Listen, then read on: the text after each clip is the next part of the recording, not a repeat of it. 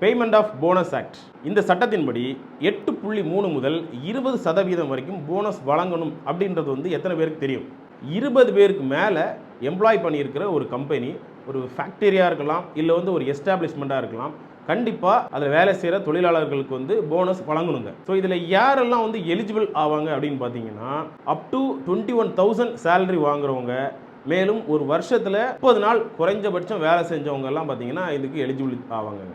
யாரெல்லாம் எலிஜிபிள் ஆக மாட்டாங்க அப்படின்னு பார்த்தீங்கன்னா, 21,000 ரூபாய்க்கு மேலே சம்பளம் வாங்குறவங்க, அப்புறம் வந்து இந்த பொது நிறுவனங்கள், LIC, bank, universities, docks, apprentice, temporary staffs, contract labours, இவங்கெல்லாம் பார்த்தீங்கன்னா இந்த போனஸ் வந்து கம்பல்சரியாக வழங்கணுன்றது கிடையாதுங்க. ஸோ நீங்கள் வந்து இந்த எலிஜிபிள் க்ரைட்டீரியாக்குள்ளே வந்து உங்கள் கம்பெனி வந்து உங்களுக்கு போனஸ் வழங்கலை அப்படின்னா லேபர் கோர்ட் இல்லைனா லேபர் கமிஷனை வந்து நீங்கள் கான்டாக்ட் பண்ணலாம். ஸோ எலிஜிபிள் இருந்தும் போனஸ் கிடைக்க முடியாத உங்கள் ஃப்ரெண்ட்ஸ் யாராவது இருந்தாங்கன்னா இந்த வீடியோ அவங்களுக்கு ஷேர் பண்ணுங்கள்.